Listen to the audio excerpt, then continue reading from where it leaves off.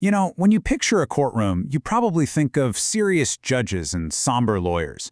All very proper, right? Well, sometimes the law gets weird, like really weird. Today, we're diving into the cases that pushed the legal system to its absolute breaking point. Seriously, just take a second and think.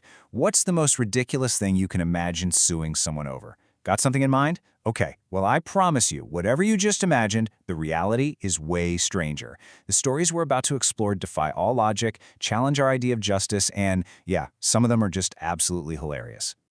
So here's the game plan. We are counting down 5 of the most bizarre cases ever, from suing corporations to, well, suing God himself. It's going to be a wild ride, so let's get started. Kicking things off at number 5, we've got a case where a man committed a violent crime and then tried to blame his own shoes for what he did. Yeah, that actually happened. You heard that right. After brutally stomping on someone's face with his Air Jordans, he claimed the real culprit wasn't him. It was the sneakers. His argument was that Nike was negligent because they didn't warn him that his shoes could be used as a dangerous weapon. I am not making this up. So here's the deal.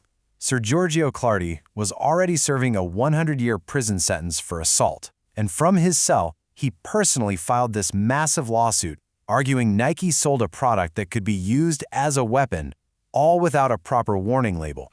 So how did it go in court? Well, it was over almost before it began. Nike's lawyers reportedly spoke for less than 90 seconds, and the judge, completely unconvinced, immediately threw the whole case out. This case is just a perfect example of someone taking a legal concept, in this case, product liability, the idea that companies are responsible for their product's safety, and stretching it to an utterly absurd conclusion. A perfect way to kick off our list. All right, let's move on to number 4. If suing your shoes sounded strange, get ready for this one. How about a case where the person filing the lawsuit and the person being sued are the exact same person? I want you to meet Robert Lee Brock, an inmate in Virginia. Back in 1995, he filed a lawsuit against Robert Lee Brock. His claim? That he had violated his own civil and religious rights. And the best part? He wanted the state to pay him the winnings. His reasoning was fascinating, to say the least. He actually wrote that by drinking alcohol and getting himself arrested, he had caused myself to violate my religious beliefs. And since being in prison prevented him from earning a living, he argued the state should be the one to pay him the $5 million. It's a complete legal paradox, right? The court had to at least consider it, but the whole idea is just completely mind-bending. The judge's response, though, was just as creative as the lawsuit itself.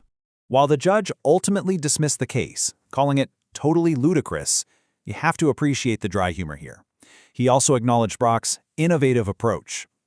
It's basically the most polite, professional way of saying, this is absolutely ridiculous. This case is pretty much the textbook definition of a frivolous lawsuit, a claim with absolutely no legal standing.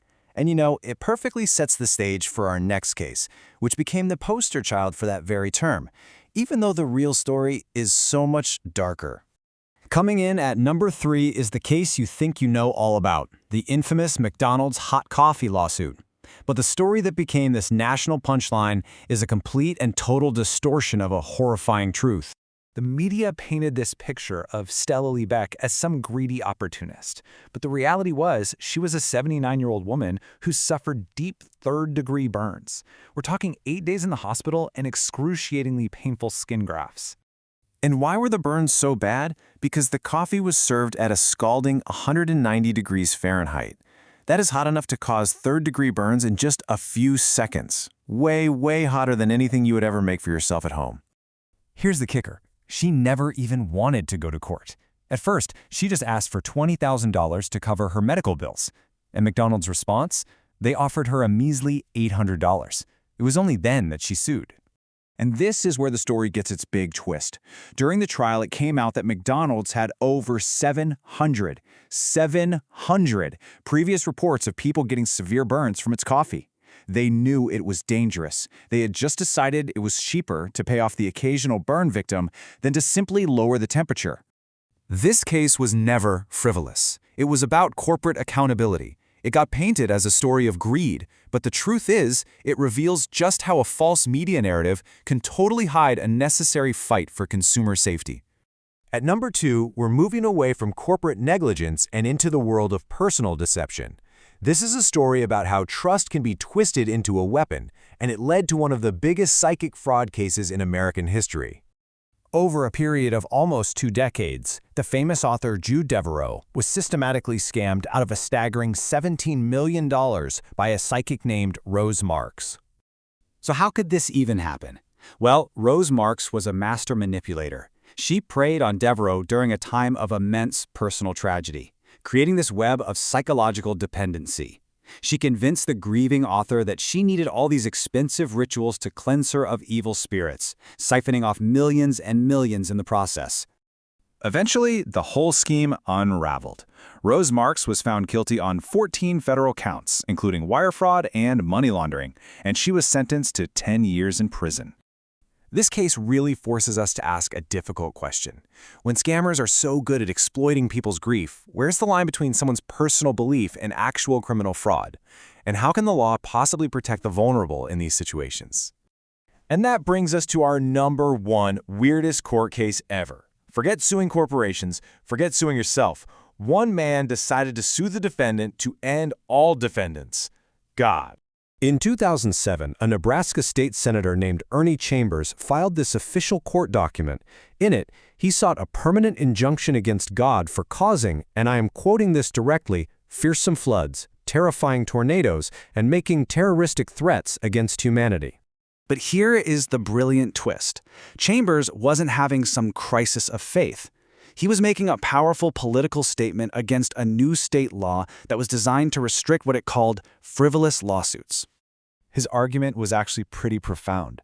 Access to the courts is a fundamental right for everyone. And to prove his point, he took it to its most logical, absurd extreme. If the courthouse doors are truly open to all, then they have to be open even for a case against the Almighty. And the verdict? The judge ultimately had to dismiss the case. But not because it was absurd, oh no. The reason was a masterpiece of legal procedure. The court was unable to properly serve notice to the defendant as God could not be located and, well, doesn't have a listed home address. This case was never about winning. It was a brilliant, satirical performance that used the legal system itself to defend a core principle of justice, an absolute masterclass. You know, looking back at our countdown, you realize the courtroom is so much more than just a place for justice. It's like a mirror, reflecting all of human nature, our absurdity, our pain, our vulnerability, and even our brilliant sense of protest. And that leaves us with one final thought. If you could use the power of the law to make a statement, no matter how impossible the case might seem, what would you fight for?